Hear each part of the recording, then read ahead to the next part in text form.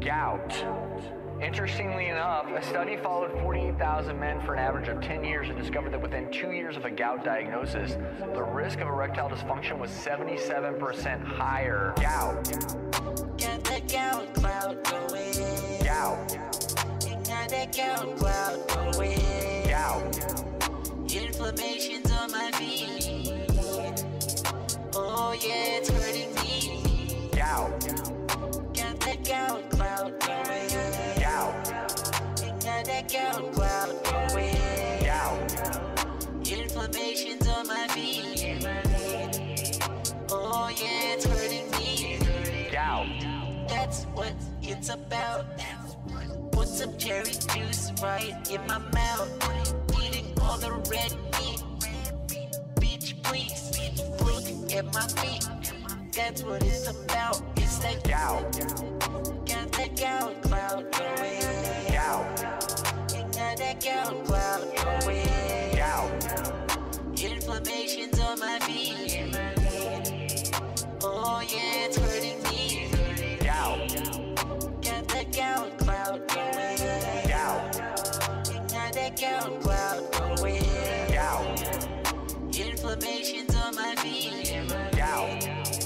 Oh yeah, it's hurting me. Gout. Take that bitch out for the clout. If you know what that shit's about, shut your mouth. Yeah, that bitch is so fucking fat. I'm just stating facts. Might just hit it from the back. Yeah, kinda shit to make my hardware into Microsoft. Eating so much red meat, I don't wanna stop. Might need to pop a blue pill. If I don't hit that ass, I don't know who will. Gout. Got that gout cloud going. Gout. Got that gout cloud going. Gout. Inflammation's on my feet. Oh yeah, it's hurting me. Gout. Got that gout cloud going. Gout. Got that gout cloud going. Gout. Inflammation's on my feet. Gout. Oh yeah, it's hurting me.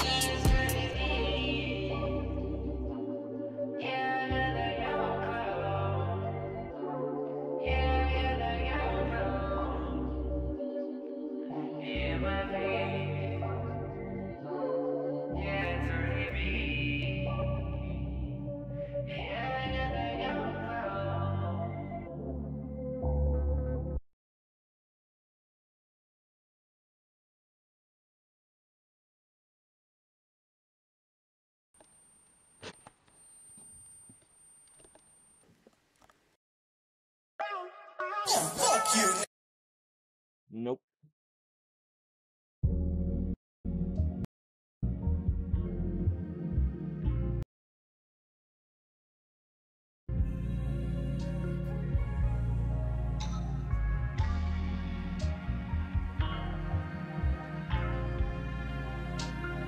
Look at mom.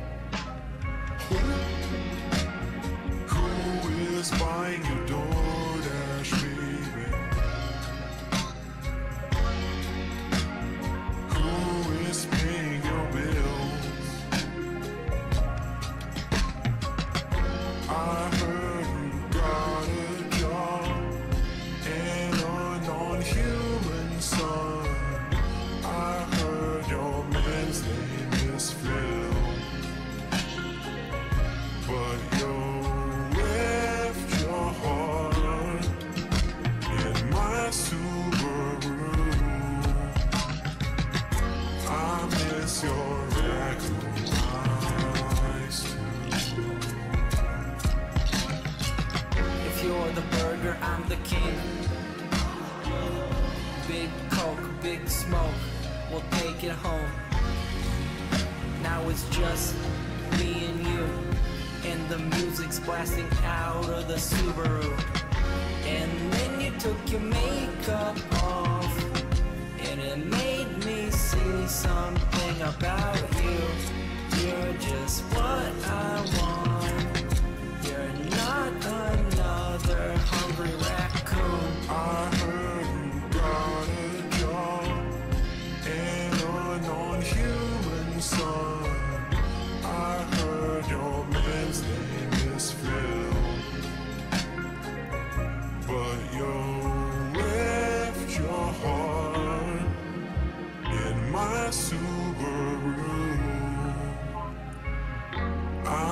miss your raccoon eyes too.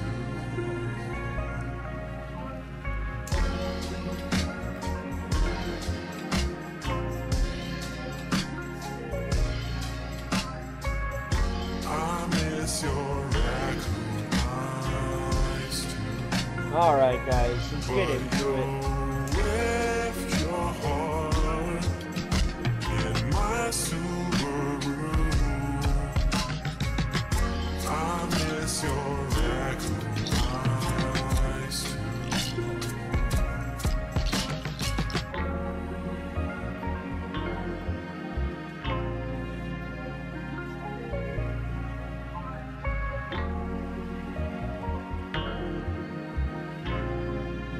Talk about my wife, please. Please.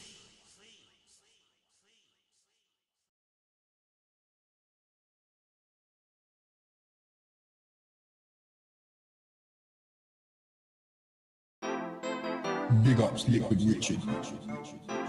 Shout out to the Whale Watchers Discord. Liquid Richard Productions. Nigger, lose that shit, alright. Lose that shit, alright. Fat tits, more nation. Thank you for the $5 donation. $5 donation, alright.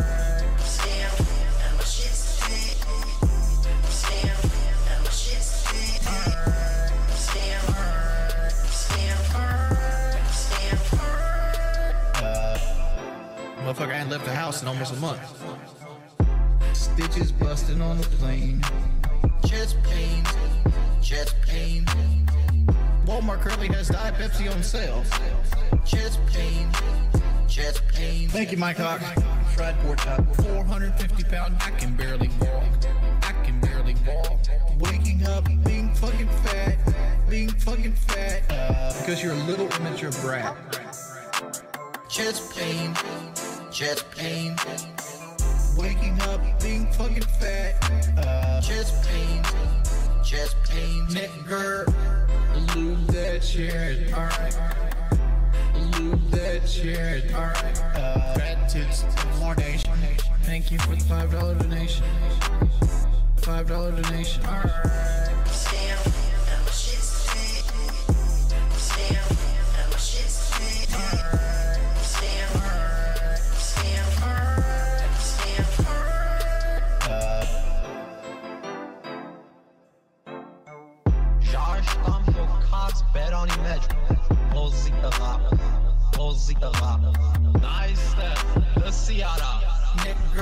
Alright guys, I wanted to watch a little bit of Dragon Ball stuff this morning.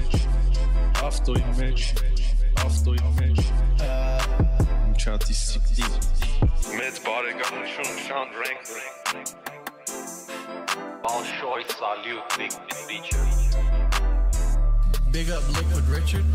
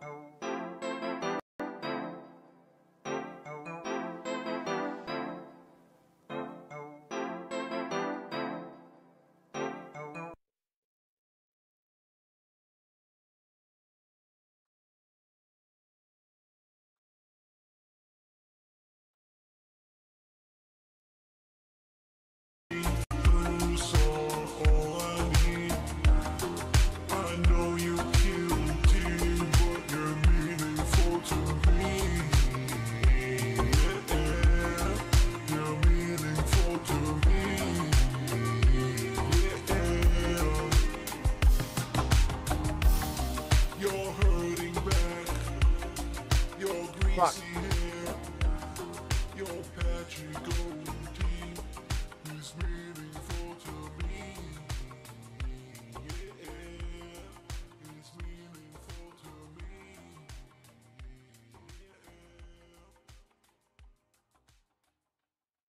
Oh, god damn it! I meant for the Kamehameha. God fucking damn it. I pressed R1 instead of 3. Just once again, all the detractors, they said this was gonna happen, and they were right. Holy shit, Phil. The detractors, they were right. Holy Full shit, of wrong Phil. button Your presses, bro. detractors, they were right. Alright, guys. Holy Let's shit, get Phil. into it. Do you hear yourself? The history of Piccolo.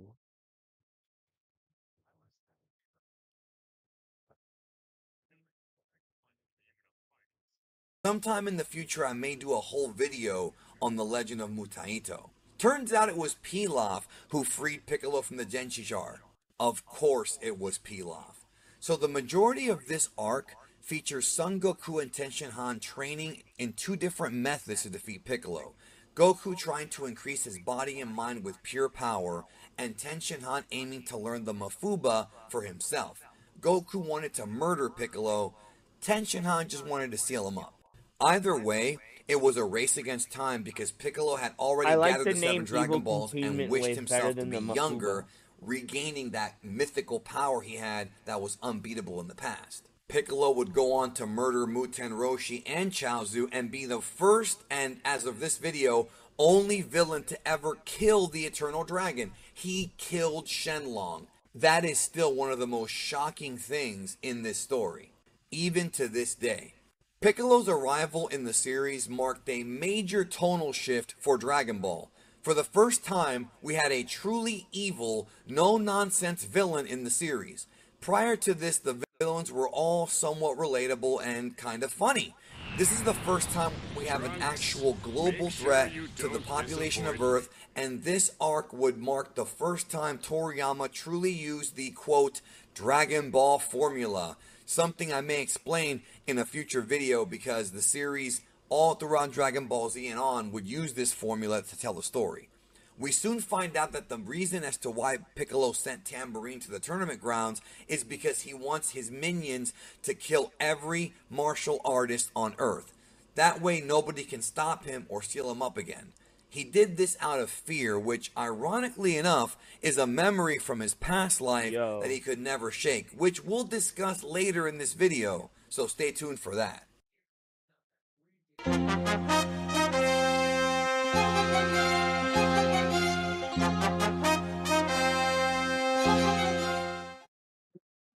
After Piccolo was defeated by Goku with help from Tenshinhan, Goku went on another journey to meet God.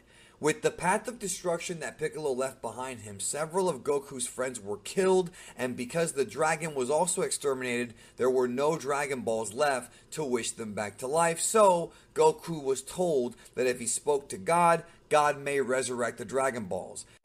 Goku ascends into heaven with the Nyoibo. There is a lot of very Taoist religious metaphors to this sequence that I could do an entire video about with ease. The Nyoibo becomes a holy item to ascend to heaven, which is a blatant ripoff of Sun Wukong's bow from Journey to the West. After meeting Mr. Popo, a servant of God, Goku meets Kami for the first time and is appalled that he looks exactly like Piccolo, leading to Goku even attacking him immediately until he's humbled. The word Kami-sama literally translates to Lord God because Kami is the god of Earth. Once again, the English dub changes this to Guardian of Earth for censorship purposes, but make no mistake, he is God. So if he's God and Piccolo is the devil, it doesn't take a rocket scientist to figure out the inspiration behind these characters, but it gets even deeper. Toriyama loves, and I mean loves, playing with opposites. There's something about that. The dichotomy of God and the devil being the same person that makes a lot of sense to me. Because if you have a benevolent ruler, right, that or malevolent or whatever the good one is, right, and they're genuinely good, then they cannot be all powerful because there is the power of evil that is impending upon them, you know? It's an inevitability for good to ultimately fall to evil. I mean, the quote is literally, "You live long enough to see yourself become the villain," right? So in that line of thinking, how like there's countless atrocities across the world, right? Countless atrocities, murders of young people, all this stuff, right? And you're gonna sit there and say that there's a God that's wholly good, completely good, that allows young children to succumb to these diseases, that allows young children to die due to malnutrition, that allows children to die in their name, whomever, through holy wars and shit. I don't believe that. The only thing that could possibly be would be for evil and good to be the same coin, to be the opposite of the same coin. I mm-mm. I like And Toriyama's line of duality thinking in the here. franchise, and he does it here. Even little details like the architecture of the buildings in the heavenly realm can be traced to philosophical origins from Buddhist shindens combined with a Muslim mosque. I could do whole videos on just the architecture of Dragon Ball because I'm that much of a nerd for it, but they probably wouldn't get that many views. Toriyama having the character of God looking just like Satan is a brilliant use of subversion, but we would find out that they have a legitimate connection. Now, understand this. When Toriyama calls a character God, this is not related to the Judeo-Christian perspective of God. Kami is not an omnipotent being. He's a mortal with spiritual powers, and as the series would continue to Dragon Ball Z and later Dragon Ball Super, Toriyama would expand greatly on his god hierarchy. Toriyama uses a polytheistic perspective on gods, sort of like Greek mythology. There are numerous gods at different levels, and Kami just happens to be one of the lower gods because he only oversees the planet Earth, whereas other gods, like the Kaios and the Kaioshin, have much larger responsibilities, galaxies, and stuff like that. Being a god, or Kami, is a job, and we find out that this Kami took over from the last Kami. But before he could ascend to godhood, he had to purify his body of all the evil inside. Toriyama bases this idea from the Hinduistic belief of Shugyo, aka self-purification. In the anime version, we actually see a flashback of Kami expunging the evil out of his body. This creates what is called a divided spirit. Self-purification is based on self-cultivating, which is from ancient Chinese metaphysics. The idea is that Kami purges himself of all of his evil, his hatred, his anger, his jealousy, and sinful thoughts through enacting the eternal consciousness of the body and burning away impurities. So this evil that God expunged out manifested itself physically and became Piccolo. This concept was also used in the Chinese folk epic Journey to the West, which became the basis for Dragon Ball. Sun Yep, Wukong was a demon at is first literally and then Goku. expunged Yeah. his evil like Wakami did, finding his Buddha nature. On the contrary, our main character, Son Goku, is pure of heart and thus does not have to expunge any evil. In the original manga, it was stated that the only way to speak to God is to have a pure heart, which is borrowed from pretty much every religion. Everybody who ever trained with Kami-sama directly was already relatively purified. Piccolo's spirit would fall from heaven to earth, literally and metaphorically. Although he was completely made up of pure sinful energy, coming to earth may have made him worse. This would lead to Kami becoming God and Piccolo becoming the self-proclaimed king of the demons. But Piccolo was not born a demon. He's not a Majin. He's not from the demon realm. Toriyama would not conceive these concepts until much later when he changed the origin of Piccolo to being an alien. Originally, the pure evil inside of Kami manifested itself into being a demon, or quite literally, the devil, and one half of a whole being. Toriyama would revisit this with Majin Buu and how he expunged his evil to create the skinny gray Boo. It's the same exact idea. This is yin and yang used at its best. The Namekian retcon would explain why Piccolo was able to lay eggs, as some Namekians do. However, because Demon King Piccolo is composed of pure evil, his eggs are corrupted, and thus, rather than birthing Namekians, he births mutant creatures known as the Mazoku. That is, until his death, when he births his own son and reincarnation. So his birthing is sort of like a polluted, mutated version of what the Namekians would do on planet Namek. With Piccolo creating his offspring, which would become his reincarnation and the Piccolo we all know from DBZ, Toriyama borrows the self-reincarnation concept from various religious sources, such as the Egyptian story. Genuinely, I love Piccolo. Here, let me show you how much I love Piccolo. I have I have my Piccolo plushie up there that I got from a coin machine, surprisingly. And then I have like 6 Piccolos over there. My background on my computer is Piccolo. I like Piccolo. I like Piccolo. All right, let's get back to it. Story of Osiris and Horus. There are tons of other examples of this concept. A number of years later, the grown-up offspring of the Demon King would join the 23rd Tenkaichi Budokai to square off against his nemesis and the guy who took out his father, aka his previous incarnation, Son Goku, which would lead to the finale of the tournament and the climactic battle of the original Dragon Ball anime between Goku and Piccolo. And to this day, Goku versus Piccolo still stands as my favorite fight of the entire franchise. However, despite Piccolo and Kami's religious origins, when the Dragon Ball Z part of the story began,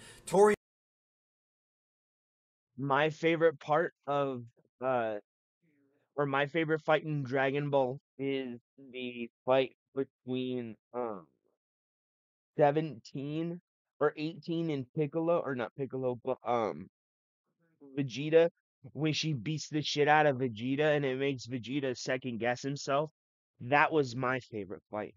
I like that one because I really, really, really like Vegeta. He's probably my second favorite character behind Goku.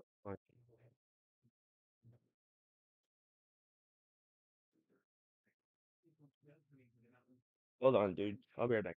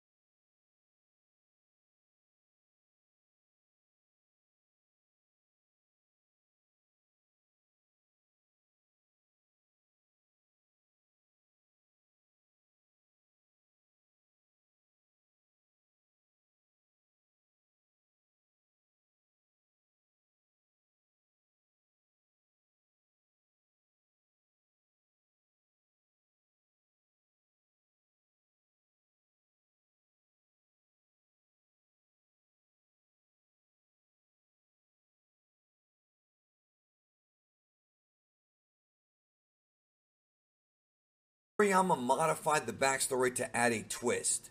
We found out that Goku was an alien at the start of DBZ, but he wasn't the only one.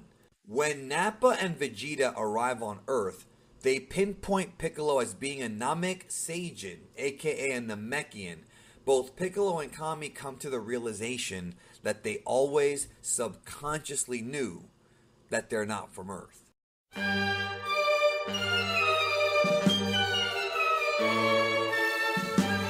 Wait, so how did Kami get to Earth? How did Kami get to Earth?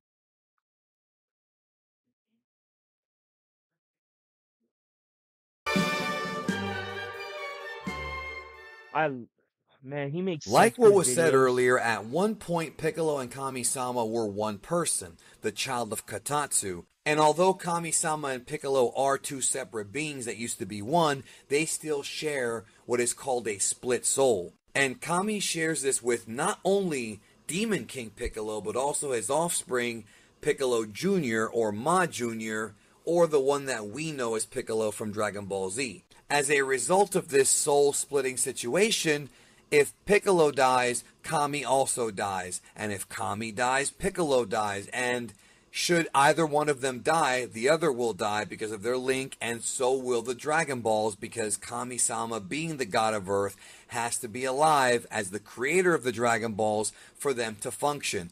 This is something that we really didn't find out about until the end of Dragon Ball, going into Dragon Ball Z, which also expounded upon all of this. I mentioned Nappa and Vegeta being the first ones to tell Piccolo and thus Kami that they were aliens. After the end of the Vegeta saga in the early Namek saga episodes, we find out more about who they were when they were the child of Katatsu. The backstory goes as follows. The original unified nameless Namekian, as they call it, was born in age 242 to Katatsu, hence why he's referred to as the child of Katatsu or Katas, depending on what translation you want to use. It's the same thing. Katatsu was a Namekian on planet Namek, and what was going on at this time is that the planet was under an attack by a strange weather phenomenon that threatened life on the planet. Holy shit. I just asked this question. So how did Kami get to Earth? Literally this. And thus, the being who you can refer to as Kamikalo if you want, was sent out of the planet to Earth to keep him safe. And people think that Goku was inspired by Superman. He ain't the only one, buddy. Now, I mentioned age 242, and if you're wondering how that compares time-wise to when Dragon Ball began, it was about 300 years before the beginning of the series, which explains why Kami-sama and Demon King Piccolo, pre-Wish to be Younger, were such old men. When the nameless Namekian ship landed, it was in a place known as the End of the Earth, or Yanzabit Heights, and there he would leave his ship behind. Now, this was the first time we ever saw Yanzabit Heights, but it might not have been the last time, because if you remember the Garlic Jr. saga, Piccolo appears to train in a place that's either Yanzabit Heights or looks just like it, which has a strong connection to Piccolo. At one point, the nameless Namekian abandoned the ship there and went on with his life. Of course, if you remember Dragon Ball Z, Mr. Popo takes Bulma there, and that's where they find the ship and are able to upgrade it through Bulma and Dr. Brief's incredible brain, and allow them to go to planet Namek to attempt to get the Dragon Balls there on planet Namek and resurrect Piccolo, Kami, and the others who were killed during the fight with Nappa. A lot of the nameless Namekian's life is kind of kept a secret. We don't really know what he did during a big chunk of those years, but we do know that at some point he wanted to become the apprentice of the, at the time, Kami-sama, god of Earth, to eventually possibly replace him, being named as the successor to the throne of Earth. But when the time came, he had to learn. Wait, so then was the ruler or the god of Earth before Kami?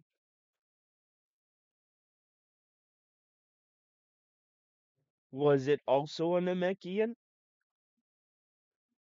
That the only way to become the god of Earth is to expunge the evil out of him, and that evil would manifest itself as Demon King Piccolo. Borrowing from the Bible story of Cain and Abel, Piccolo and Kami-sama were both twins, one good and one evil. While Kami-sama trained to become God up in the heavenly realm, Demon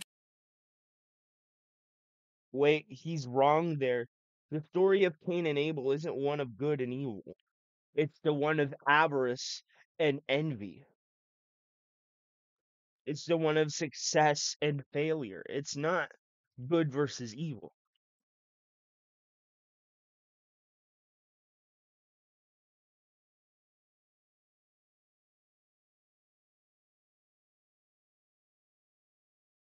It's a story of jealousy, you know? It wasn't good versus evil. King At least not in my Piccolo opinion. would witness the atrocities of mankind and at one point created an army of what was called Mazoku demons to attack. And that would, of course, lead to what I mentioned earlier about the forces of Mutaito, the Crane, and Turtle Hermits defending the planet until he was sealed with the Mafuba. At some point, and we don't know exactly when, Kami-sama would create the Dragon Balls instinctually. When he did that, he wasn't even sure where he knew how to do it. It was almost like he was born to do it, and that's because the memories of the nameless Namekian and the Namekian people were still in the subconscious of Kami, and he was part of the Dragon Clan of Namek who had the ability to make Dragon Balls. Even after Piccolo was killed and self-reincarnated to make Piccolo Jr., he and Kami would be apart for many, many years until the middle of the Cell Saga, where Kami sensed a very dangerous threat, even worse than Demon King Piccolo, that could put the planet in jeopardy, which would lead to Piccolo and Kami fusing, going back to who they originally were, except of course it was Piccolo Jr., not the original, so it wasn't quite exactly who they were, but the fusion still worked as if they were, and that is how Piccolo got this unbelievable power boost, the biggest one he's gotten in all of Dragon Ball Z up until that point, and became an incredibly strong fighter. Comparatively speaking, Piccolo prior to the fusion was annihilated by 17 and 18, but after the fusion was able to go toe-to-toe with 17 in one of my favorite fights from Dragon Ball Z. Their fusion was foreshadowed on planet Namek when Saichoro, the Grand Elder, mentions a Super Namekian that once was on the planet and left, obviously being the child of Katatsu, aka Piccolo. So he was already sort of destined to be very, very strong, one of the strongest Namekians ever. And the Super Namekian legend is kind of like the same one that Goku's people have, except based on my own implications, it was almost like they had more Namekians that had this ability, not just the child of Katatsu, and we see it actually shown to us when they do fuse. Now, of course, keep in mind that Piccolo in the nameless Namekian form in Dragon Ball Z is way more powerful than even the previous version of the nameless Namekian before the split happened, because of all the training that Piccolo had, plus his fusion with Nail during the Frieza saga. If we look back at this part in the series where the reunion of Kami and Piccolo happened was the last time Piccolo was really relevant as a main character in Dragon Ball Z until 2022's Dragon Ball Super Superhero, where he shares the screen with Gohan. But after the Cell Saga, Piccolo becomes pretty much background fodder. He helps train Goten and Trunks, he slices Babidi in half during the Buu saga, and does a few things here and there to help, but he's no longer this strong fighter who became the secondary or even third tier main character. Now he's pretty much on the back burner behind Goku, Vegeta, Goten, Trunks, and Gohan. That's of course in the Buu arc. He didn't do much. But also because, presumably, he was Kami, he was the first one to recognize that Kaioshin, the Supreme Kai, had come down from the Sacred Kai realm to intercept Madoshi Babidi's evil plans of resurrecting Majin Buu. In Dragon Ball GT, though, Piccolo fans were really insulted because they killed him off for no reason. In GT, because of circumstances with the Black Star Dragon Balls, the Earth was going to be destroyed, and Piccolo just stayed on Earth to die with it. Even though I do kind of understand symbolism, it felt like a waste, and I don't think anybody wanted that for Piccolo. But in Dragon Ball Super, Piccolo did come back, but really as nothing more than just being a B-tier character alongside Tenshinhan, Yamcha, and at times even Gohan, as he participated in the Big Rumble in Resurrection F. He was part of Team Universe 7, which was a nice change of pace, but he also came back in the Tournament of Power as well as the Moro arc, but really he was just there to help out. However, power isn't the only thing that changed about Piccolo in the series as it progressed. The most important and interesting aspect of Piccolo, in my opinion, was his character arc. Does Yeah. the Demon King have a heart beneath that tough exterior? And can somebody made of pure evil actually redeem themselves? We'll talk about that in the next section.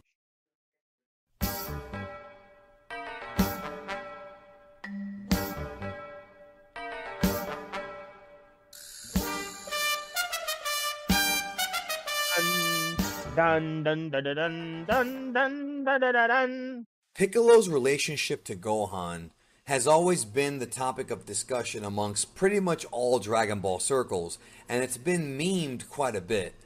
Go online and look at all the different memes of Piccolo being Gohan's real dad, which he's not, and Piccolo being Uncle Piccolo, and now in the modern era being Pan's babysitter and trainer. This dude has a strong connection to Gohan, but if you remember, that's not how it started. When Dragon Ball Z first began, much like how Dragon Ball ended, Piccolo was the biggest threat to the Earth, and Goku was still there, this time the champion of the 23rd Tenkaichi Budokai, 5 years before the beginning of the Z timeline, and was vigilantly waiting for Piccolo to strike once again. We don't really know what happened during those 5 years between Dragon Ball and Dragon Ball Z when it comes to Piccolo. We know that he trained and that he developed some new techniques, but we do not know exactly what happened or if him and Goku ever had a confrontation again, or even saw each other. It's assumed they went their own ways and Piccolo just tried to live life, but we don't really know much. But by the time we got to Dragon Ball Z, Piccolo would be a flea compared to the new threat that was coming to Earth. Goku's brother Raditz arrived, and as a result of that, Piccolo found himself having to team up with Goku for the first time in his life, a guy who he pretty much despised because remember, in Piccolo's brain, Goku killed him, the Demon King Piccolo, his previous incarnation. Also, as a side note, if you've ever wondered why it is that Piccolo pretty much became a full-size adult in the 3 years between King Piccolo's death and the beginning of the I tournament, always just assumed it that was rapid is aging. either because he's a special Namekian Yeah. with special Namekian blood, or because Physiology, he's yeah. a demon that was a reincarnation of a previous demon, and it would make sense if they grow faster than the traditional Namekian. And if you remember, Dende didn't really age like that. So to me, it seems to be a Piccolo exclusive, super fast growth rate. So anyways, back to DBZ. Piccolo recognized that Raditz was a major threat to not only his plans for world domination, but to the entire planet as a whole and to him himself, and thus he had to team up with Goku, who was more concerned about Raditz kidnapping Gohan than anything else. Gohan, of course, would be the key to all of this, as he showed a tremendous power boost when he was angry in the early parts of DBZ, and showed that he has the potential to be a very dangerous fighter. And during the fight with Goku, Piccolo, and Raditz, Goku sacrificed himself to Piccolo's new technique, the Makanko Sappo, to kill Raditz, and once they're both dead, Piccolo takes it upon himself to train Gohan for 1 year to strengthen him up before the arrival of Vegeta and Nappa, who were said by Raditz to be even stronger than him. Piccolo's mentality was they had to all work together because if they didn't, there wouldn't even be an Earth to conquer, including taking the son of his arch nemesis and training him into being a warrior. As time went by, during the 1 year where he would train with Gohan, his evil began to soften. Now, one could make the theory that his evil side was already softening back during the end of Dragon Ball, and over the years was getting better and better, but there's not really much evidence to support that. Piccolo himself states that Gohan was the only person to ever treat him like a normal person. He says this as he sacrifices himself to save Gohan from Nappa in the true moment where his character changed. There's also a moment early in Dragon Ball Z where Kami notices that Piccolo was changing and had begun to change. Gohan was the key. Piccolo, being the caretaker of Gohan, learned to soften up and had a connection with the boy, almost like a sympathy for him, because he was a pampered brat who was way too young to fight, at least by their standards, not by a reincarnated demon standards, by theirs, regular mortal standards, but he knew that Gohan had to be the one to fight and drop that pampered lifestyle because there was real problems coming to Earth. Gohan may have been one of the only people in Piccolo's life besides his adversaries who were not afraid of him and who didn't view him as being this tyrannical maniac like what his previous incarnation was. Gohan talked to him. They bonded, and Gohan saw him as a father figure, even though he's more of an uncle. And Piccolo saw Gohan as not being Son Goku, being somebody else, and being the person that would inspire Piccolo to leave behind the evil side and finally make the big sacrifice, completing his arc, a member of the Z Squad. Now, if you're wondering why it is that a being that was originally made of pure evil could turn good, it's because unlike Demon King Piccolo, Piccolo Jr., although he was a reincarnation, was not the exact same being. He was different. He had the memories of the Demon King, but he wasn't quite the same thing. And over time, he could soften up. So it wasn't that he was pure evil anymore. He was created from a very bad seed, a very corrupted version of Namekian birth. But just because you come from a background of nut jobs and psychos does not mean you have to be one yourself. Through Gohan, Piccolo learned to appreciate life. And his sacrifice to Gohan showed how much Gohan had developed care for him. Despite being bullied by him for a year, there was still a bond there, and one that would last a lifetime. As Piccolo changed, he showed genuine compassion, not just for Gohan, even though Gohan was special, but for others. Don't forget that at one point Piccolo was genuinely afraid of innocent people dying at the hands of Frieza, Cell, and others. And you could theorize that he really became ultimately good when he fused with Kami, but I still think that the arc really ended as far as him turning good with the Gohan sacrifice to Nappa. And like I said earlier, as the series progressed, Piccolo got pushed more and more to the background, at many points in the series becoming the exposition character or just being a helper. But Piccolo remained a cunning warrior and a very smart fighter, and he would impart that knowledge onto Gohan and later Goten and Trunks as he trained them. And presumably speaking, maybe even Gohan's daughter Pan could end up getting some lessons from the former Demon King. But despite him not being as important as he was in the past, the series will always go back to Piccolo in one way or another, as Dragon Ball Super Hero absolutely proves. Thank you for watching the history of Piccolo Dragon Ball in depth. This video would not be possible without you, and I will always appreciate it. He makes such good videos. Let's watch this one on Beerus. I'll be right back. I gotta go put my clothes in. Dry out.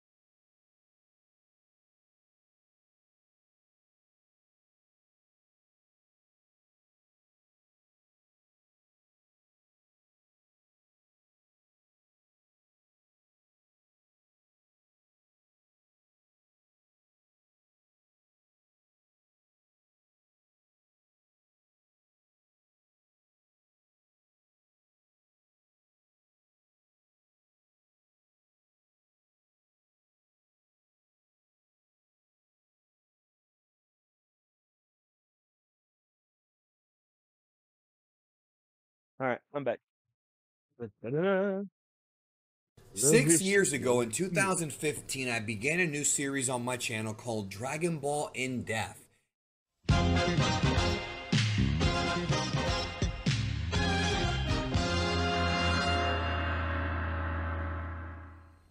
And it was one of the early concepts for a long form series I wanted to do here on Geekdom 101.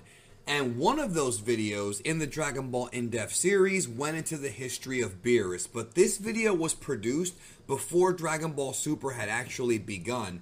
And boy, did we find out a lot more about this character in Dragon Ball Super. And thus, that video needs to be updated. And so, on this edition of Dragon Ball In-Depth, we're going to look at the Hakaishin Beerus and his history. Everything you need to know about Beerus will be included in this video, and everything we know thus far about this amazing new character that has changed the Dragon Ball landscape forever.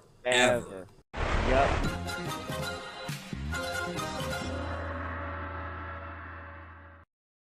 Yep. So if you guys don't know, not only did Beerus open up Dragon Ball to a wider pantheon of deities, but it opened it up to the multiverse theory as well. It's undeniable that Western comics have directly influenced Dragon Ball as a whole. It's undeniable.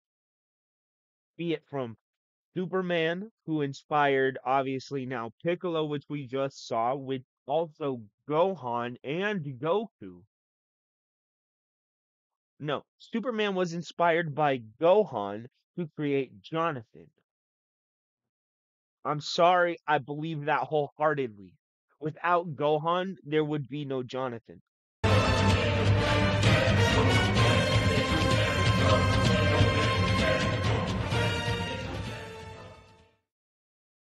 The character of Beerus was one of the earliest concepts for the 2013 Dragon Ball revival film Dragon Ball Z Battle of Gods, otherwise known in Japan as Kami to Kami, which means God and God, but he went through significant redesigns from what he was originally supposed to be.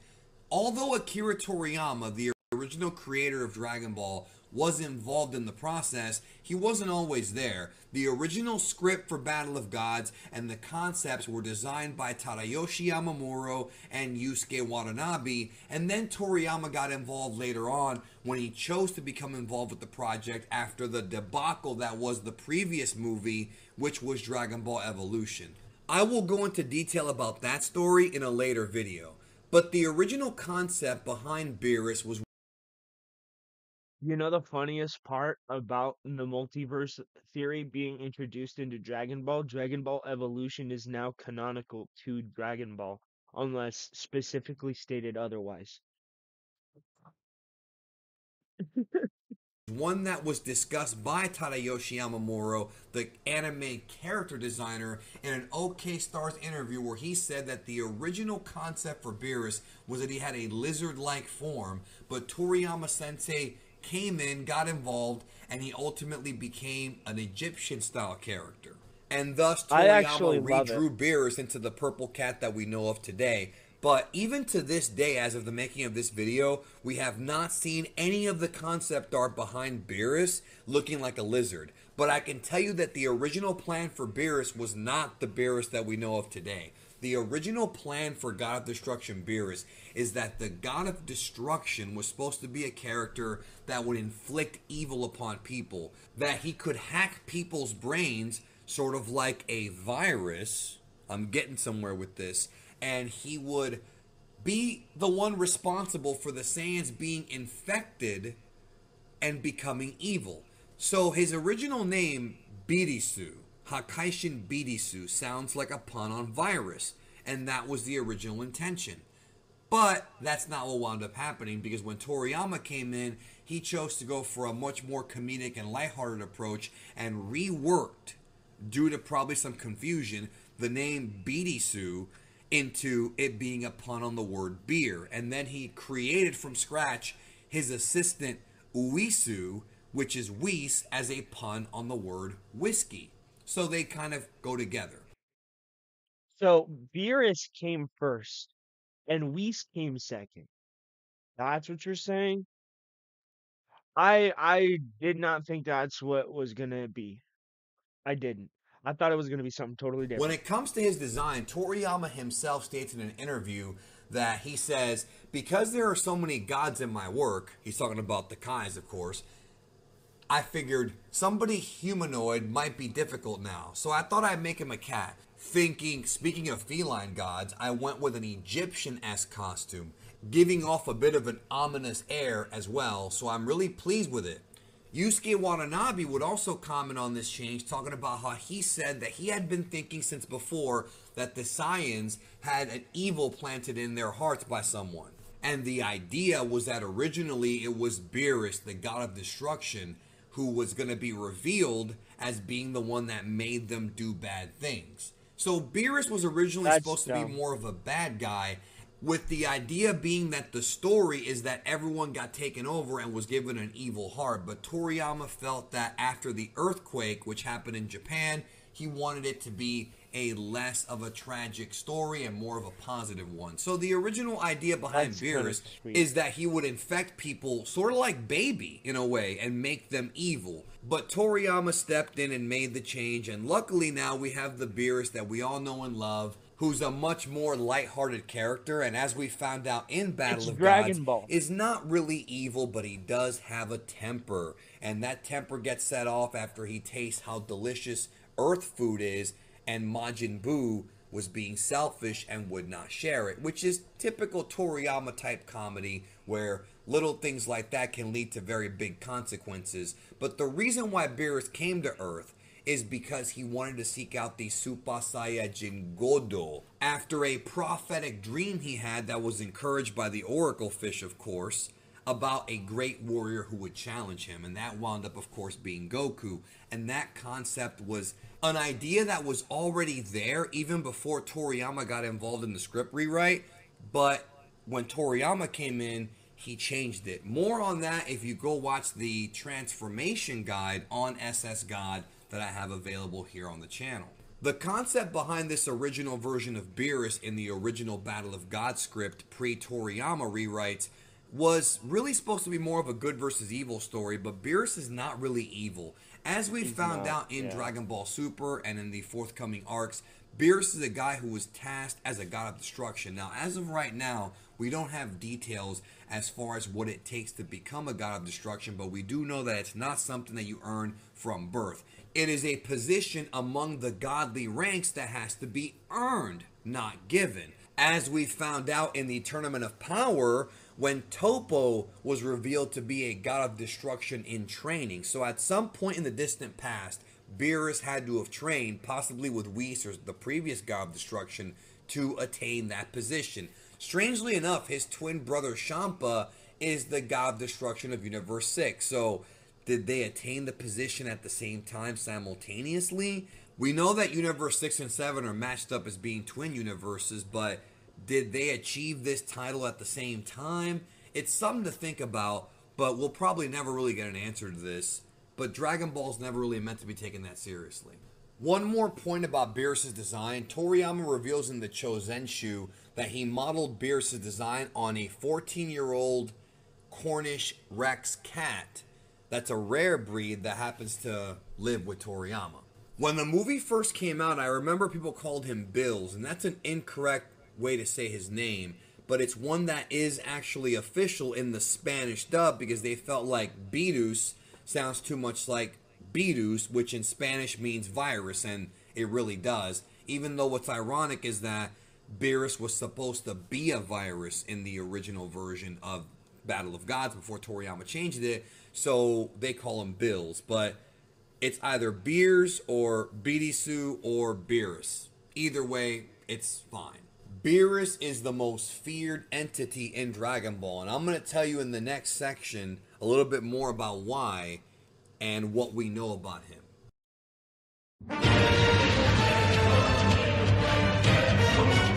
This is all stuff I don't know. I'm so intrigued right now. The dopamine in my brain is just like... Beerus is a fun character, but although he's fun and has a lot of fans, when he was first coming in, he was really hyped up and really became the most feared character in Dragon Ball. From the first few moments of the Battle of Gods movie, we are told by the Kaios that the God of Destruction Beerus is awake now and that they are extremely, extremely afraid of him. And throughout the entirety of the movie, he's constantly being shown as a fearsome warrior, being the first guy to ever flick Goku in SS3 and knock him away with one finger. Perhaps never before has Goku been humiliated that badly in a fight like when he first fought Beerus on that planet, especially the movie version, because the anime version is a little bit different and not quite as quick as the movie version. But we find out that Beerus doesn't really like Frieza or the Saiyans, but he, as was revealed later on, was perfectly fine and even suggested to Frieza that he destroy them and wipe out the entire race, which he did reveal to Vegeta in the early parts of the Granola arc, and Vegeta really didn't do anything about it, because at that point Vegeta did not care. But Vegeta in Battle of Gods did reveal that he knew exactly who Beerus was, and we actually saw some flashbacks later on of Beerus pretty much abusing King Vegeta and turning him into a joke. And then in Resurrection F, we find out that Frieza's father, many, many years ago, warned him about both Majin Buu and the God of Destruction Beerus. Even Jocko at one point thought that Beerus was fictional based on all the stories he had heard. So Beerus's name is respected all throughout Universe 7. Nigga, when my name come up, respect it. Let's go. Stop playing with my fucking name. We see Beerus in action in Battle of Gods, and he has his way with all the Z fighters. Everybody from Ultimate Gohan through Piccolo and even Vegeta end up getting pummeled by Beerus. At one point, Vegeta gets angry after Beerus slaps his wife, and he actually connects with some shots on Beerus, but it really did no damage. In fact, remember the scene where Beerus has his way with the Z fighters using chopsticks? Did you know that according to Tadayoshi Yamamuro, in the original version of that scene, he wanted Beerus to deal with Piccolo, Tenshinhan, and 18 with a spoon or a fork, but he and film director Masahiro Hosada agreed to use chopsticks, but he uses the chopsticks in a very different type of way. He uses them more... Wait, let me guess. It's a pressure point technique based upon snake style that Shang Tsung used in Mortal Kombat. More in a traditional Aikido or Hapkido style. So Beerus' martial arts is far more advanced than just punches and kicks, as he is trained in various different forms of joint locks and key locks that he can inflict on people. Right. Not to mention that he also knows how to literally knock you out by poking you in the forehead with his finger, like he did to Vegeta, which we saw originally in the Bone Thugs and Harmony video for Crossroads. Remember that video where the guy does that? Yeah, Beerus does it too.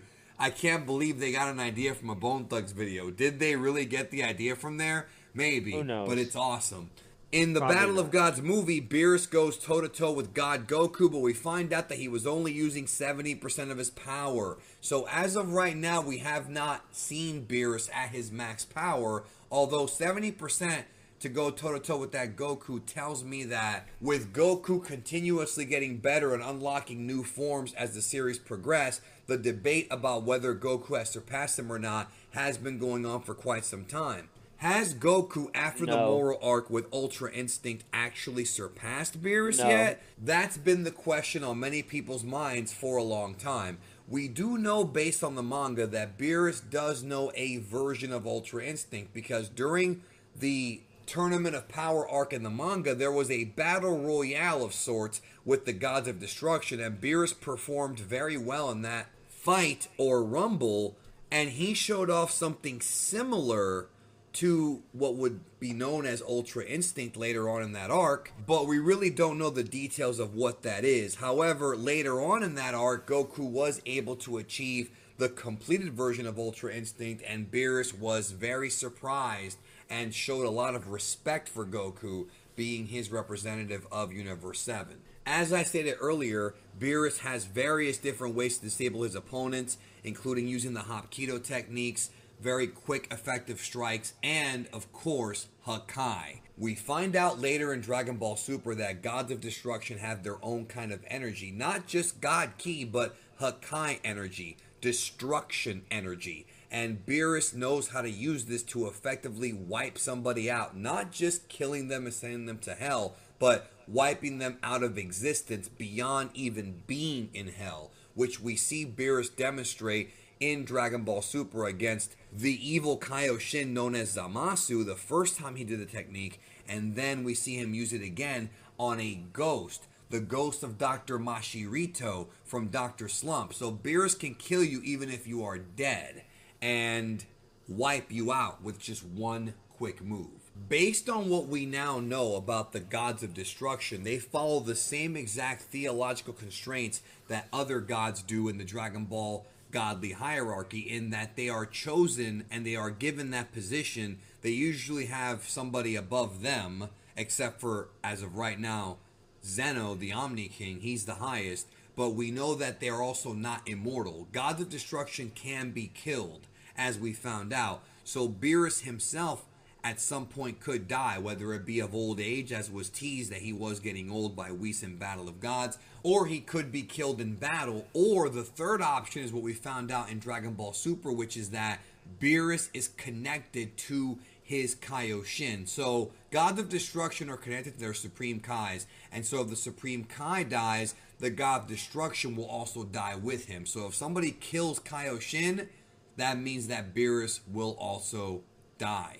But the question I've always had is, well, how does that explain the other Kaioshin? Remember, in Dragon Ball, the manga, and Dragon Ball Z, we find out that there are 5 Kaioshin total, including the Grand Supreme Kai. But all but one... No, damn it!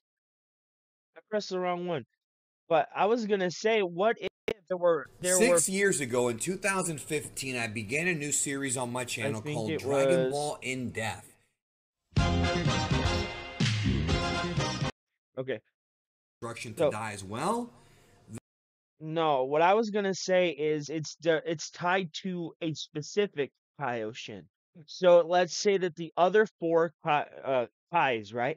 They're there, but what if, and this is just my headcanon, we don't know this, but there were 5 prior Gods of Destruction and only 1 survived, each getting successively weaker as their God of Destruction got stronger. You know, Kaya, or the Supreme Kai that we know now, is very, very weak, right? But Beerus is very, very strong. The other Kais that are present in this picture are vastly stronger than the one in the middle, right? So what's to say that their Gods of Destruction weren't exceedingly weak and were already killed, and Beerus was their ultimate successor? Because we know that the Kai in the middle was the youngest Kai. So what if the other 4 were Gods of Destruction that had retired? And the newest God of Destruction, the newest Kai in the middle, was their successor. Like the Avatar, you know? But just made physical. That's something that I've always found to be a weird retcon that really wasn't delved into as much as I wish it was. Beerus' character has undergone a few changes, though, since he was first introduced. At first, his duality with Goku was interesting because they both were guys who wanted to fight strong opponents. Beerus wanted to fight the god, and Goku's always looking for a new fight. And they both love food, and they both really kind of focus on those 2 things more than anything in life. But after Battle of Gods, Beerus became more of a side character in that he would kind of watch what was going on. He is a side and character, never really got involved, rarely. But we never really saw Beerus fighting, like, seriously ever again. There were a few comedic moments here and there, and moments where he would actually threaten to step in or actually step in. But seeing a full-out Beerus fight, except for training, we have not seen it since Battle of Gods, and it's something that I think everyone wants to see, because we want to see more of Beerus fighting. We also want to see him at max power finally against Goku. Will we ever get that? That remains to be seen. Beerus is powerful, but also lazy and playful, which kind of makes him a cat. You know, it kind of fits with the character. Another thing I want to point out too about retcons is that we found out that the person who sealed the old Kai in the Z Sword was Beerus, and that was not stated Yeah. anywhere in the original manga that it was a god of destruction. But the old Kai says it was somebody who wasn't very powerful. So obviously Toriyama changed that because Beerus is the opposite of being someone who is not very powerful. We all No, no, no, no. It could make sense. At the time that the Elder Kai was sealed in the Z Sword, it was thousands of years before he was released from the Z Sword, or at least 8,000 years before he was released from the Z Sword. So what if, right, over that time, Beerus became this vast wealth of strength in the universe, independently of the Kai that was sealed in the Z Sword? Maybe the Kai was limiting Beerus's ability, and Beerus got tired of it and sealed him away. This is just my head canon, you know? also found out in Dragon Ball Super that Beerus was responsible for the dinosaurs going extinct, but that also makes no sense because in Dragon Ball we see dinosaurs everywhere. So some of the retcons they've added in Super to Beerus's character are kind of weird and unnecessary. We don't need that. I do like the fact that Beerus is always demanding respect, though. It is a good aspect of his character, even if he's lazying and eating food all day. And in return, Beerus can also be very polite as well. Like we see him be very polite and apologetic to even Bulma, and even babysat her daughter in Dragon Ball Super Broly. However, it seems like Beerus doesn't really respect other gods in some cases. For example, he always treats the Supreme Kai like he's beneath him, not really caring what he has to say and kind of bullying him around, which is kind of funny. And he also has a sibling rivalry with his brother Champa from Universe 6, as we saw in Dragon Ball Super. Even though he does care about Champa, like we saw, there is that rivalry there as he constantly makes fun of his weight and refers to him as an inferior brother of the two. Interestingly enough, Beerus seems to have a bit of a beef with Kitella, and the question for a long time was, is Kitella stronger than Beerus? All we know is that Kitella defeated Beerus in arm wrestling, but never anything about an actual fight. We know nothing about Beerus's history when it comes to his parents. He doesn't have any children, and all we know is that Champa is his brother, and he doesn't appear to have any other siblings. The laziness of Beerus, though, has cost him because, as we would find out in the Tournament of Power arc, Universe 7 has a very low mortal ranking because Beerus did not fulfill his duties properly as a god of destruction, wiping out too many civilizations without really giving them a chance to grow, and because of this, their rankings are very, very low in the eyes of the Omni King. Something I always found amusing that the manga revealed about Beerus is that at one time in the distant past, there was an all-universe hide-and-seek tournament that Zeno held, but when Beerus hid in the tournament, he fell asleep for 50 years, and because of that, the tournament was canceled, which infuriated the Omni King. And the Omni King, as we saw in Super, is the only character that Beerus is truly, truly afraid of. But Beerus can sleep for decades, as we found out in Battle of Gods, but he's already woken up and faced off against Goku once. The question is now, will they face off again, or when is Beerus going to go back to sleep for a long time? Is it going to happen at the end of Super when this whole thing is wrapped up, or will it never happen? That remains to be seen.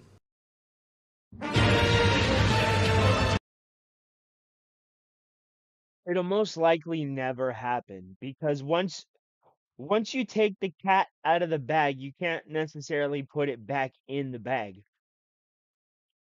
Once Beerus is introduced in the higher pantheon of existence is brought forth, you can't necessarily say, yeah, this hasn't happened anymore unless you're willing to retcon the entirety of your mythology. And I don't think Dragon Ball Z or Super or Dragon Ball for that matter really wants to retcon everything.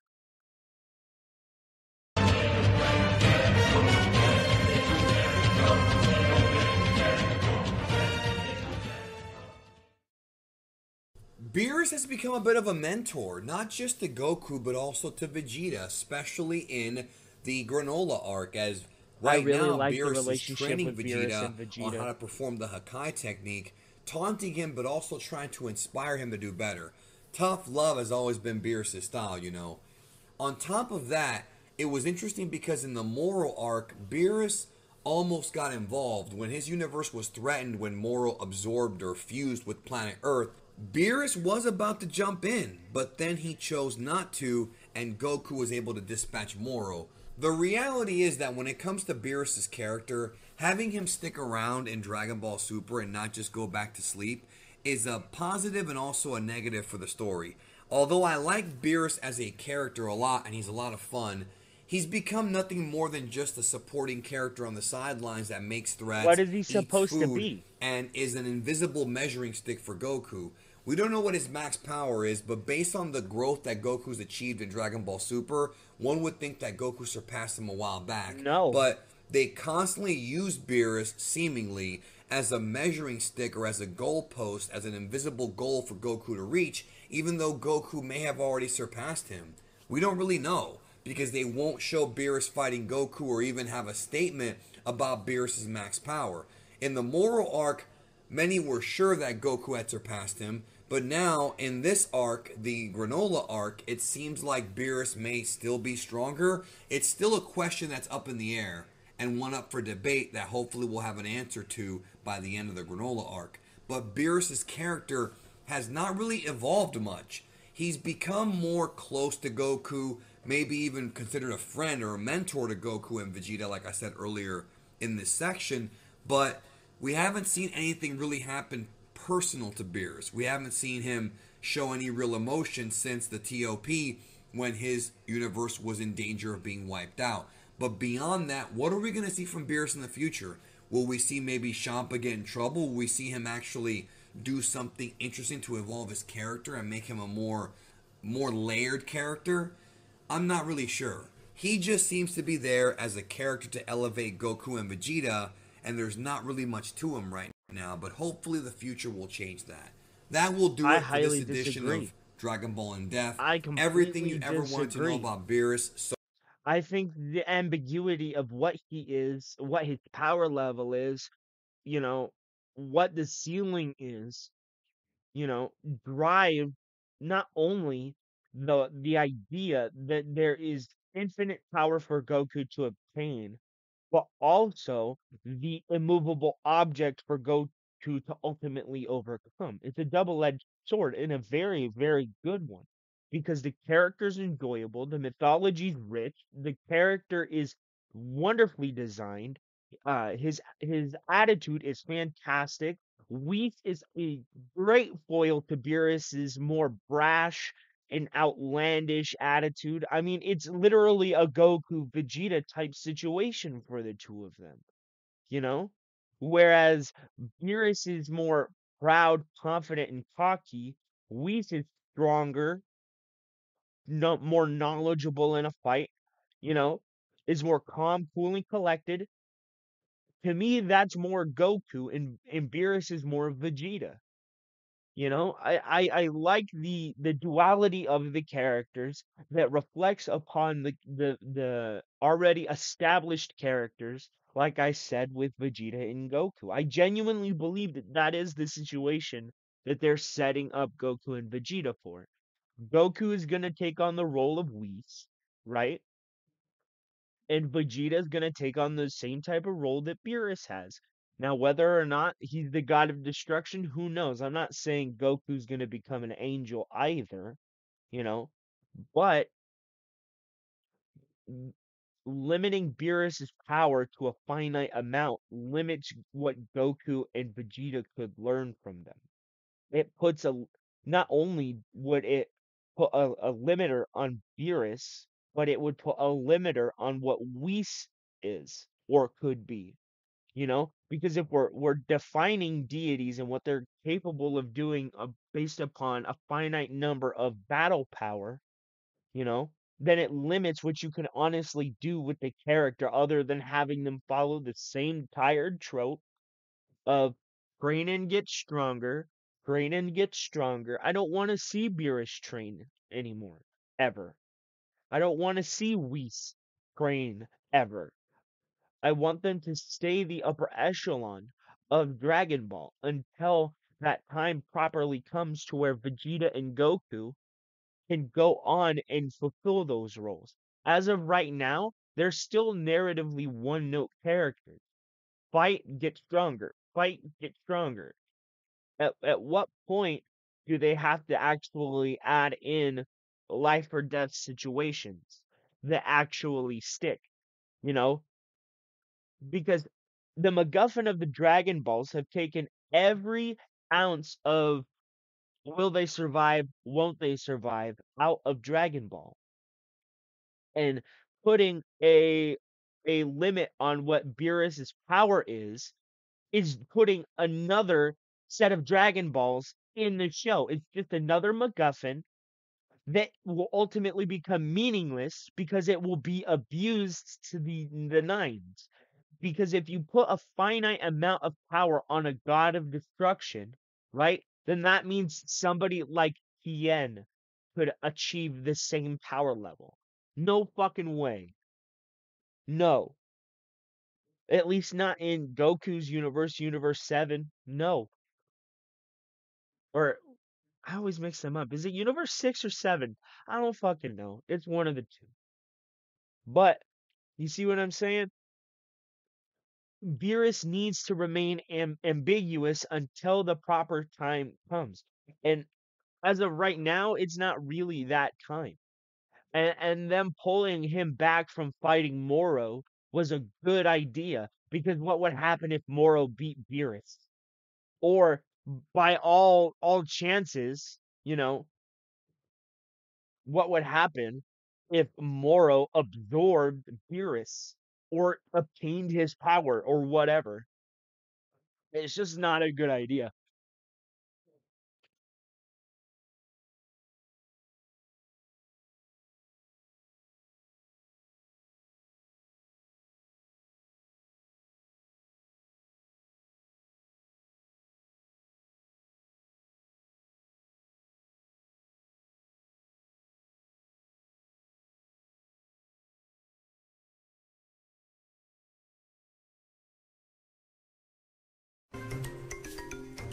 Tyler, play the game!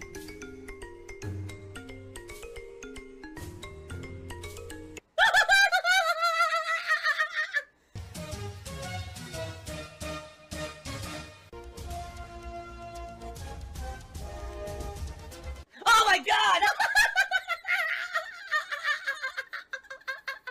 What the fuck? Holy shit!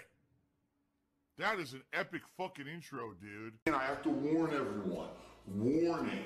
What you may see right now is going to be absolutely disgusting. Sound good? Sounds good to me.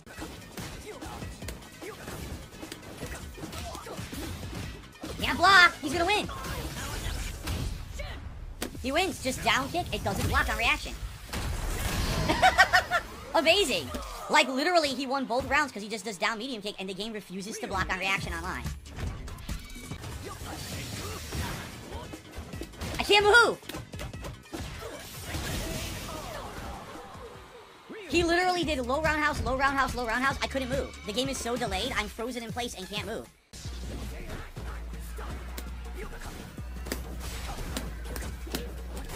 Can't do anything. He could just spam. What a fucking scrub. And by the way, he's modern Blanca, so he literally does one button level 3s like a fucking idiot. He doesn't have to do the input. All you can taste is salt. Don't know why I'm getting hit. I didn't parry. I never did that. Never did that input.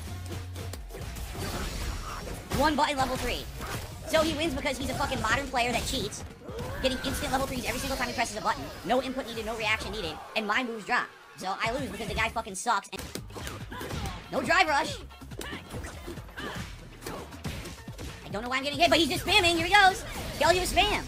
All he does is dash forward spam. Can't do anything about it. 57 milliseconds. I can't react. None of my fucking moves come out in time. So he just drive rush spam. Jab, jab, jab, jab, jab, jab. Can't do anything. Fucking pathetically bad player. And then I couldn't block. This is such broken nonsense. He literally didn't outplay me. He just did drive reversal over and over. It's not stoppable. Guys, please support the stream tonight. As you know, per your feedback, I made the decision to keep playing Street Fighter 6 and keep it in the rotation for the next month.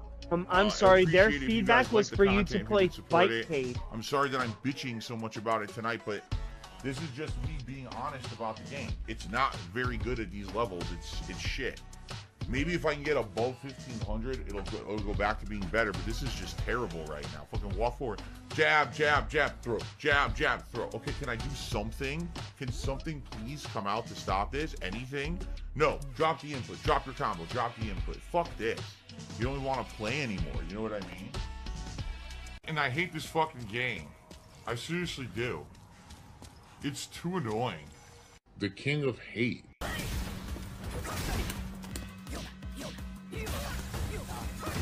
I went under the Sonic Boom, hit him, and I still got hit by the Sonic Boom. I went under the fucking Sonic Boom, hit him, and got hit. I can't move. The game froze. You saw that, right? The game froze as he drive rushed, dropped frames, so I couldn't do anything, and I just get hit back. Yeah, that was insanely bad. No fucking flame! I lost because it didn't give me Yoga Flame to finish my combo. What a great player, huh? Mash, you what dumb a great fuck. fucking player. Great player. Just button mash. Fresh ass. Oh, oh my god. Yeah. How are you supposed to win? How Slap the his fuck are you booty supposed to win? cheeks. You can't ever break a throw. It's not fun in any way, shape, or form. It's just not. I'm not having fun playing when I lose to stuff I know how to beat, and the fucking move drop, and it won't break throws. I mean, you can't win. You just can't win. So I guess I need to buy a high-performance gaming PC with tweak the fucking operating system and my joystick and everything, so that I have low input lag, so I can break every throw. Because I can't break a single one against these fucking scrubs. I just can't do it. It doesn't come out. So fuck this bullshit. This early on, this is not fun. This isn't fun. It's work. That's what they made it. The game is work. It's not fun, it's work. Like, to me, this game is work. To me, this is like, I have to really work my butt off to fucking succeed, and I don't want to do that. I want to have fun. That's absolutely terrible. Well, guys, listen, I know I'm complaining a lot tonight because, yes, this is awful. Like, I compared this to last Monday. Remember last Monday I had exactly the same experience trying to play this, and it was trash. This is just stupid. But, guys, if you're here and you're enjoying the stream, it would be great if you could support it. I mean, we got over 400 people here. Anything is appreciated. A membership, a super chat, a tip. My goal for today was 650 members. We were going to hit it, and then we lost a bunch during the break. Obviously, my goal tonight is $50 in tips. We got 5. All right, anything, please, if you could. If you like Street Fighter, I did make the decision to try to keep this in the rotation because I wanted to give it a proper send-off rather than just drop it and play Fightcade. All right? So please support if you can and if you like Street Fighter. All right? I'm like a super greedy dude. You are? And all I want to do is milk my audience for money and constantly guilt trip them. You audit them. I have no idea why I got hit. You constantly guilt trip them. It's undeniable. Combo drops right in the middle of my guaranteed combo. Right in the middle of my guaranteed punish combo. Combo drops for no reason, and I lose. Delightful, right? Because that was level 3 and everything.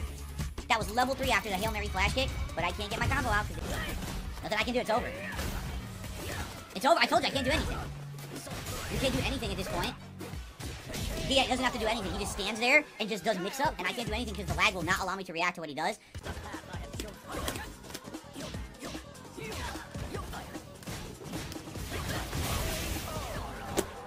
What a great player. He really earned every hit, let me tell you. What a great player. Totally didn't drop all my fucking inputs, drop my combos.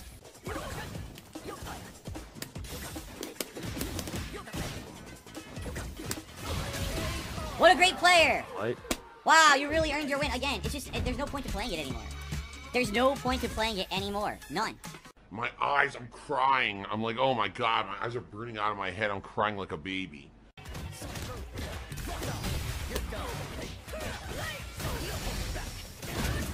The game literally just does whatever it wants. It gives me parry in the middle of the round, resist me into the corner, and I never get out of the corner. Right? The game plays by himself, dude.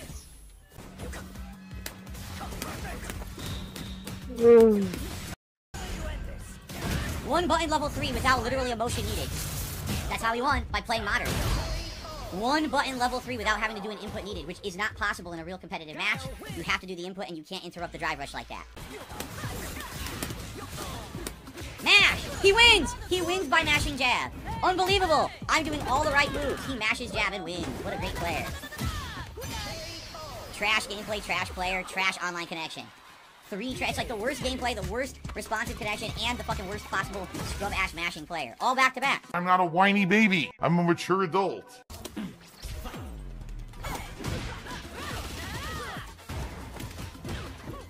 Dude, it's not doing anything I input right now. It's literally not doing anything I input. I lost 60% health because the game's not doing anything I'm inputting. I just lost 100% health. Not one input I did came out. Not one. Great. Perfect KO!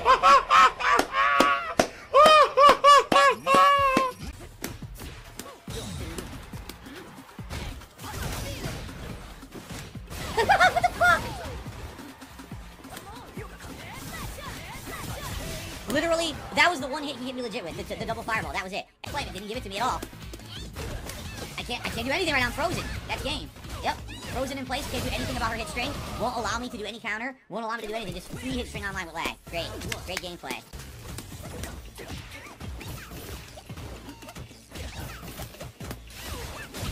I can't interrupt it. I try. I cannot interrupt it. The game will not allow me to. So there's nothing you can do. When you're playing online with 50 to 60 milliseconds of lag, you can't block it, you can't break throws, you can't properly drive, counter it, and you can't get out of it. It still hits! No parry.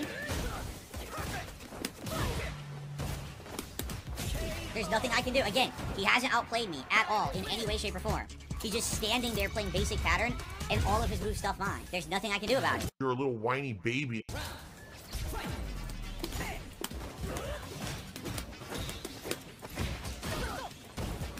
I broke the throw. There's nothing I can do here. There's nothing I can do. He can just throw 3 things 4 times in a row. I can't break it. Literally, there's no skill to anything he's doing. It's just guessing. Literally nothing at all. Nothing whatsoever to time in your skill. I'm just gonna walk forward and throw. You're such a good player. No, you're not. You're an idiot. Perfect KO. Yeah. That's what I'm talking about. Perfect KO. But then he goes back further than I do. She mashes jab in the lag, and I can't do anything about it. So why did I lose? Because I couldn't get drive reversal. She started getting offensive in the corner, and every time I wanted to get her off me, I did drive reversal. It literally never drive reversaled.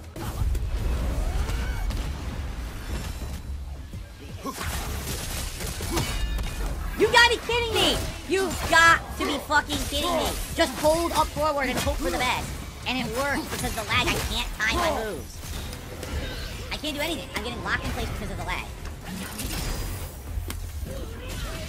Oh, yeah, that was such a skillful move. You really hit me with a counter hit. This is... why play? Why am I fucking playing this fucking piece of shit at this point?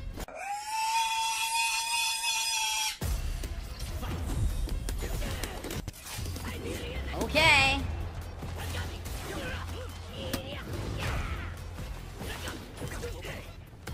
Okay, no back fears. That's it, that's game. 3 throws in a row. No back fears to anti-air because he's standing fears every fucking time. Perfect KO!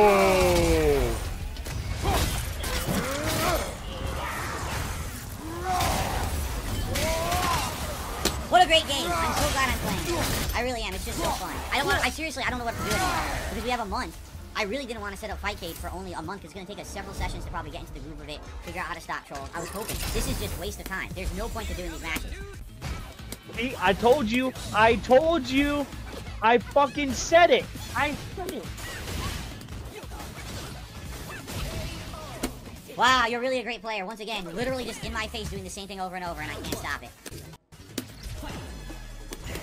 Lucky jump. Giant reward combo for lucky jump. So, he said before that it was per the request of the audience that he stuck around or stayed around and played Street Fighter. Yet here he's saying that he's playing Street Fighter because he didn't want to set it all up.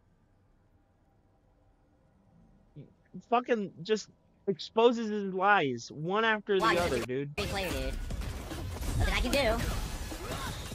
Nothing I can do. Still nothing I can do.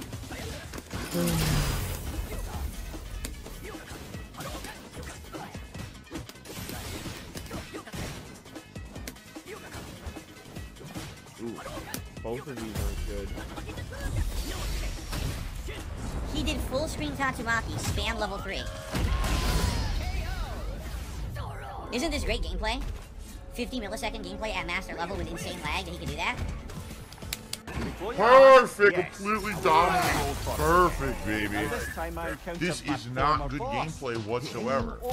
This is literally awful gameplay, and this is everything I did in Master tonight. I think, was there one? I mean, I want someone to go back and count. Probably 2-3 matches tops all night, 2.5 hours, that were 10 to 20 milliseconds, and that used to be the standard.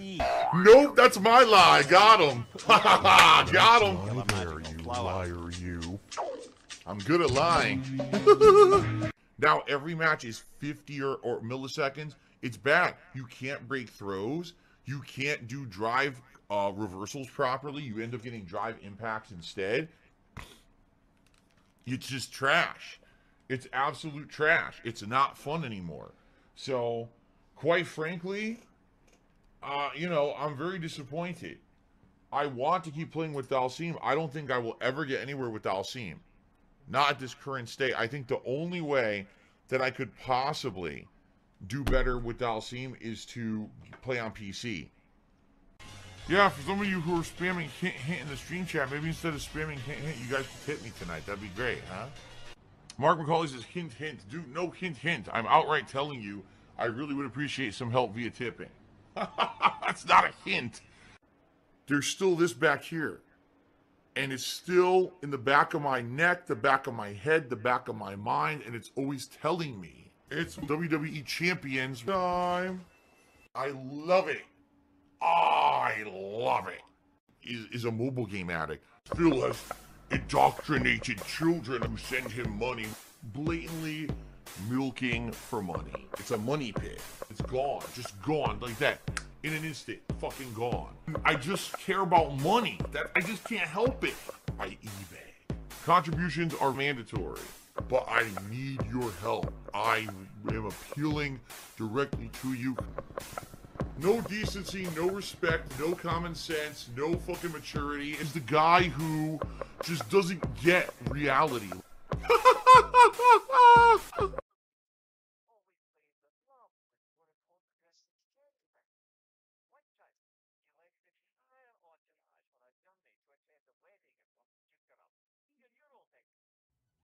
Hey, welcome back. If you're watching this after the premiere, then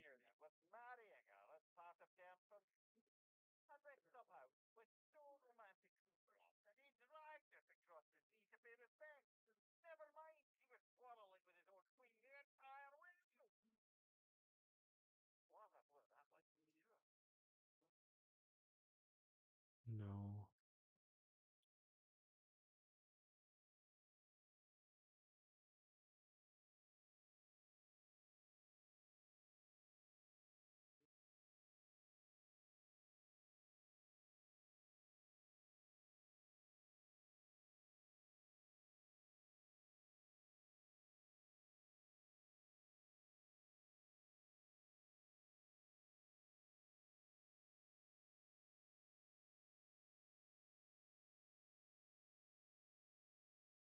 Those are my options.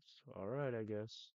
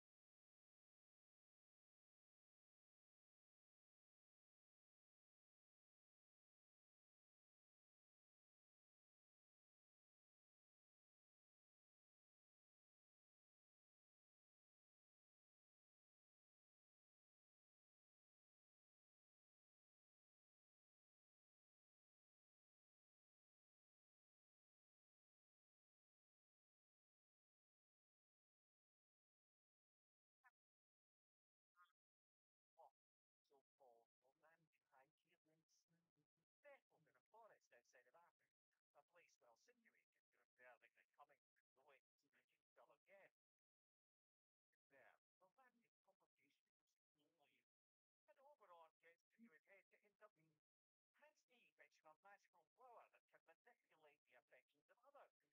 The idea was to normally help what prevailed for the pressure of family arrangements. But what he really wanted was to use the blower to torment his own wife. Why you left his service. Aye.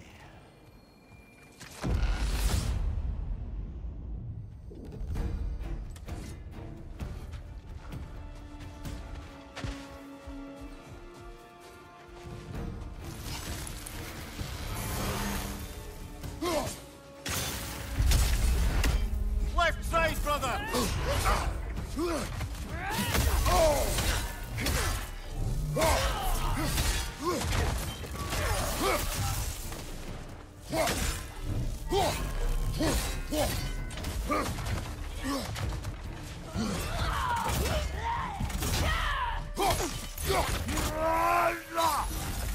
Right flank!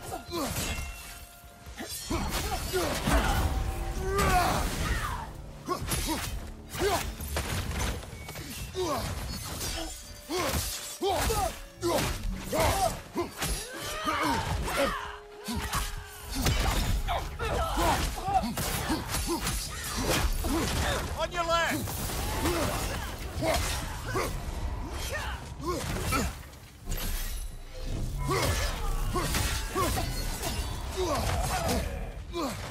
Behind you! Look out!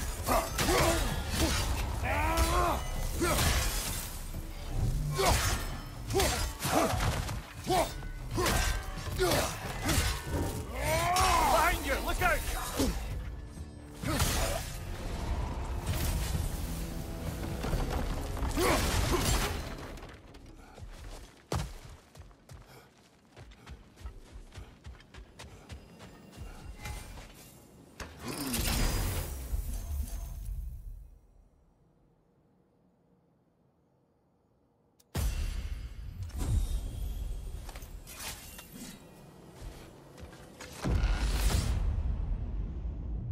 I believe your target's on the battlefield there.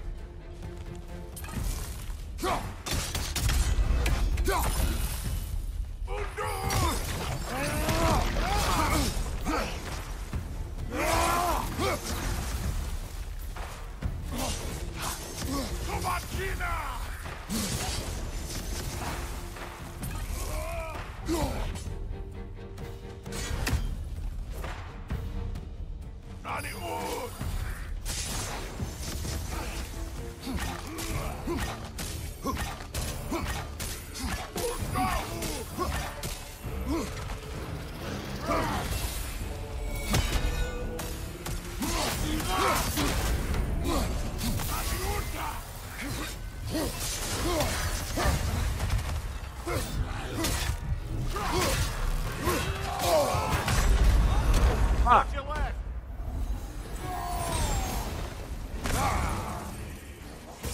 Oh, really, dude? That's some cheap bullshit.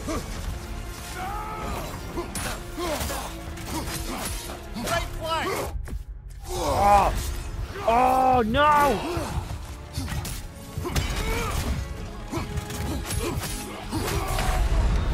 Oh, blasting! Got so close! I know. God damn it. Shut up, Mimir. You dirty ass head.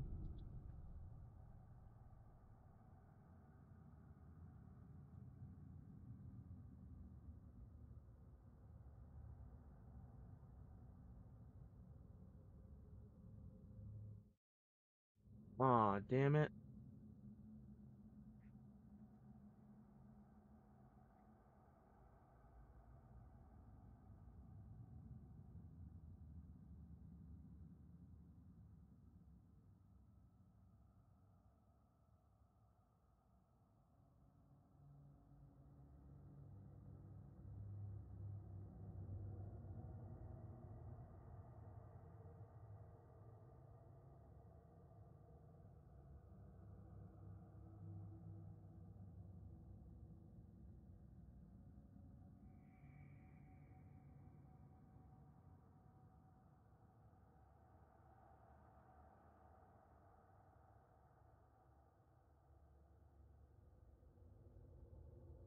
Bidding, and his overall goal was the same as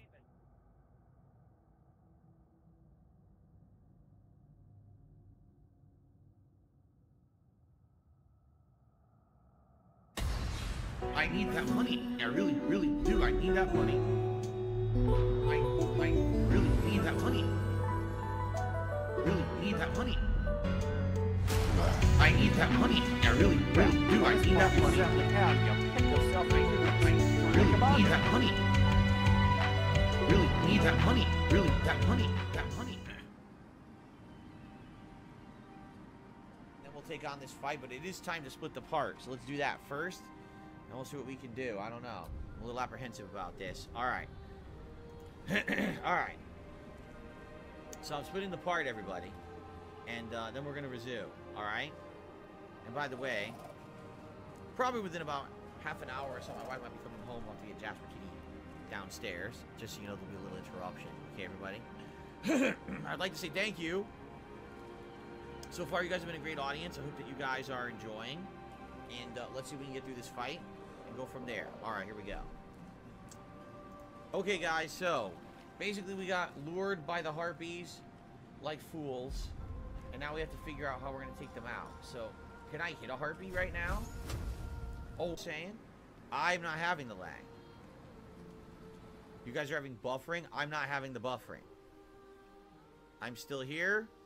I'm not doing anything. Great. By the way, why am I standing on top of Lazel? I want to heal Lazel if I can.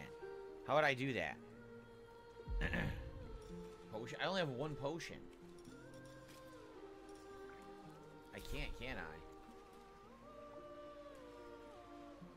I want this. I guess I'm screwed. But how do I do Rage Mastery? This kid, too. This kid also got hit by it. Yeah.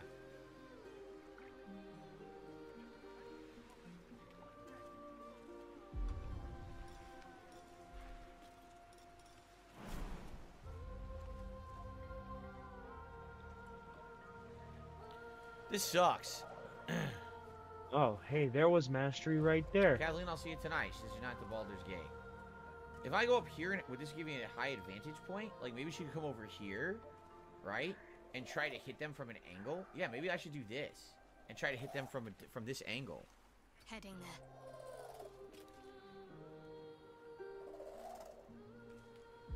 Next turn, I'm going to have to see if she can hit from that angle. Let's find out. So I'm lured, which means I can't attack, and I'm going to get killed because I only have 12 HP.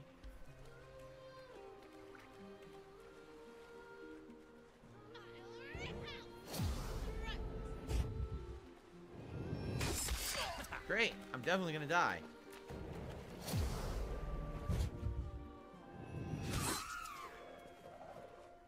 Well, that worked.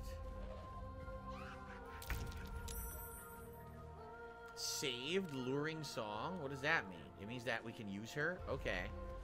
I need to interrupt this stupid song, but I don't know how.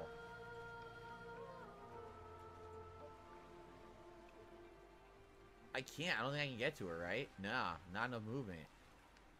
I don't have the opportunity to get to her. I have to use these just to... Well, I think she has to heal herself, right? Or wait a minute. If she walks mastery, over I guess. Here now, I was gonna say if she walks over here, can she then throw the potion? Right?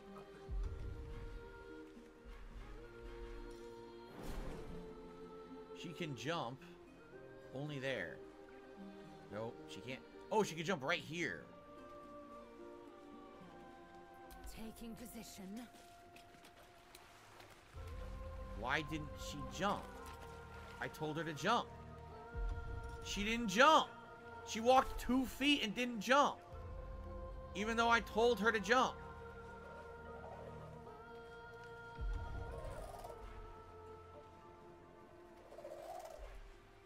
I have no idea what happened. I told her to jump and she didn't. We only have a 45% chance to hit, right?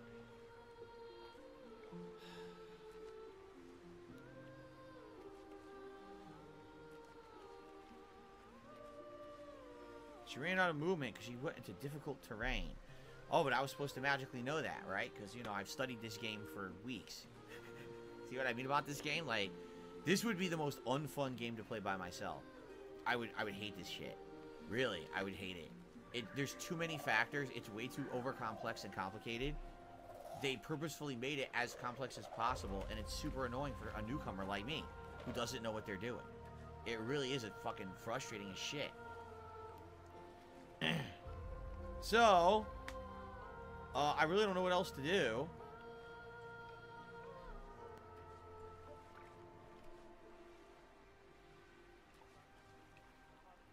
All I can do is throw a potion at him and try to heal him. That's the only thing I can think of. Because there's only 45% chance that we're actually going to,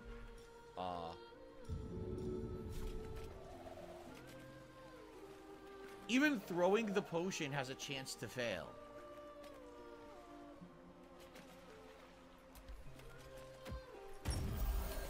Well, at least it worked, right? And she can heal herself. Okay, do that. Heal yourself. Perfect. Alright, that was good.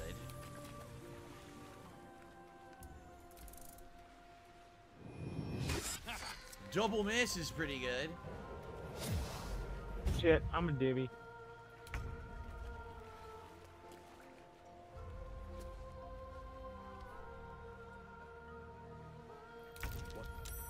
What happened? I'll skin you alive, you foul wretch!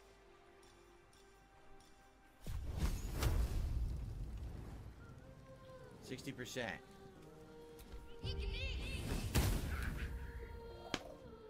Fucking piece of shit.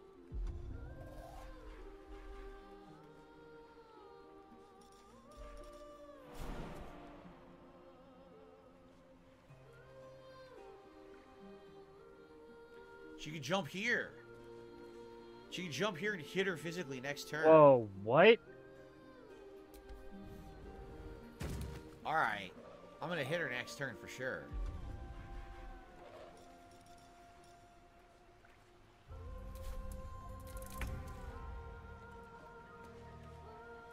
That was out of nowhere. I guess that was from Brock and Sindri. Critical miss. Critical miss, like his brains.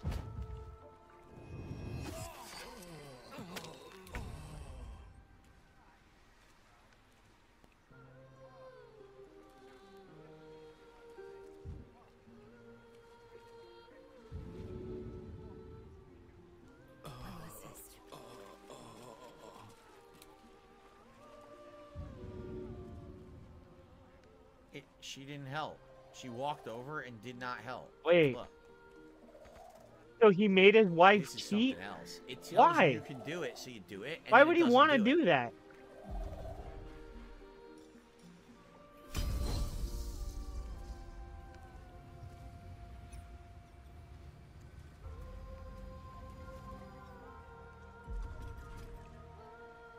She has one potion left. You just can't play. You literally just can't play this game.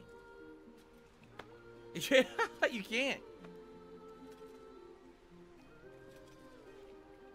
Alright, I'm gonna attack. Fuck this.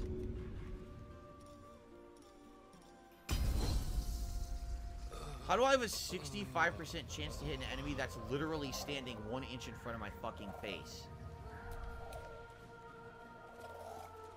It won't work. Look. It didn't work. It didn't do anything. Did it hit? Miss! Dude, why am I playing? Why am I playing this game? I want an honest question. Why play a game where literally nothing you do works? Everything misses. Here, shove it. I was able to shove it away. Well, that's good. Karate chop. Really, this game is ridiculous. I'm standing right next to the fucking enemy and I can't hit it. That was easy. You miss.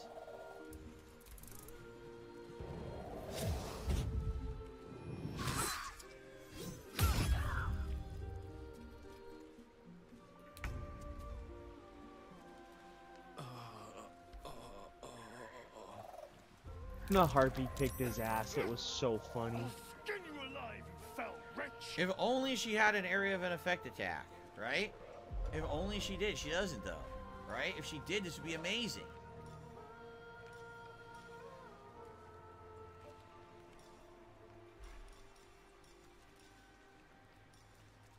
It's gonna miss. Ready?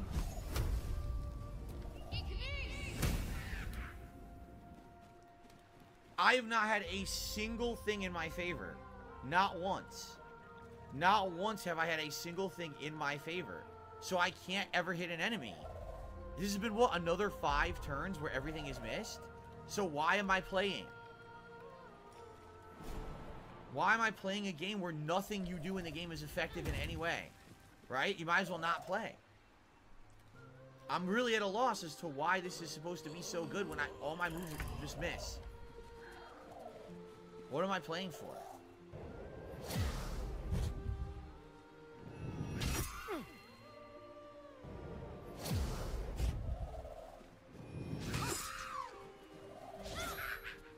Miss.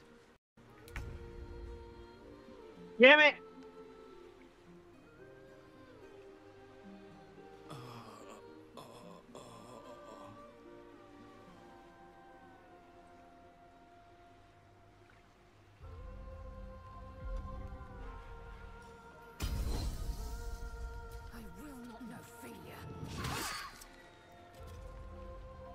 What just happened?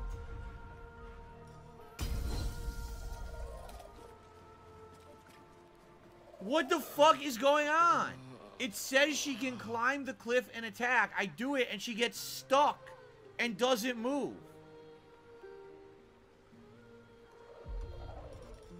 Go up there and hit this fucking bitch right now.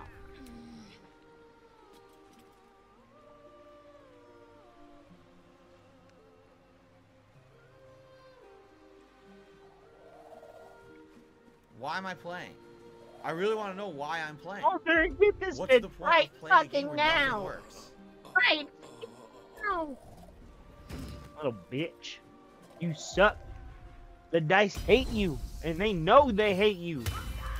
Did I hit her? I hit the enemy? I can't believe it.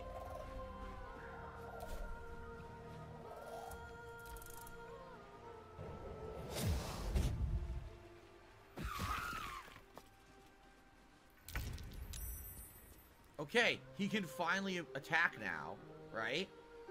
The problem now is this person's next to him, so if he moved, they get the attack of opportunity, right?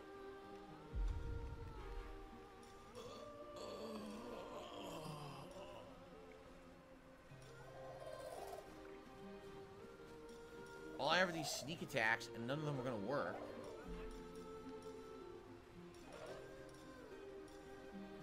I meant to block. Help him then. Okay, at least we got the help. Oh my god. Fucking chore. What a nightmare. Okay, and invoked duplicity. Of course, I can't heal myself.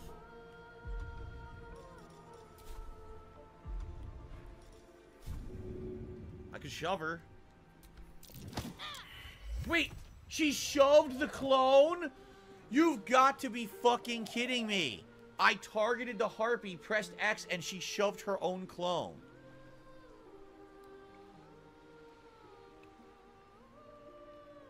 What a great game. I targeted her, pressed X on her, and she shoved her own clone instead.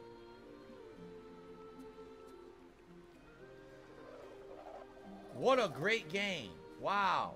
I'm really having fun now.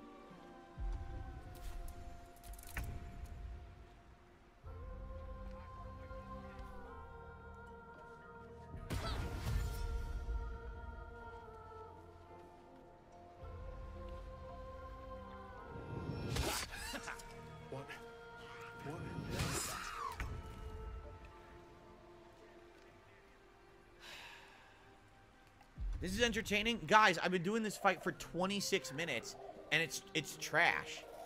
The fight is complete trash, and you're going to tell me this is entertaining to you? It's yeah, because you don't know what to do, it's not. and you're making yourself look like an idiot. This is not going to be a very good playthrough. Seriously, like, this is shit. Every attack misses. Everything's a disadvantage. I target things. Oh, that doesn't work. Well, why doesn't it? Then tell me it's not going to work, instead of saying it's about to work, and I do it, and then it doesn't work. That's not my fault. I didn't make the game. I can't tell what works and doesn't. Ah, shit. You know, it's like I need to know every little thing about the game.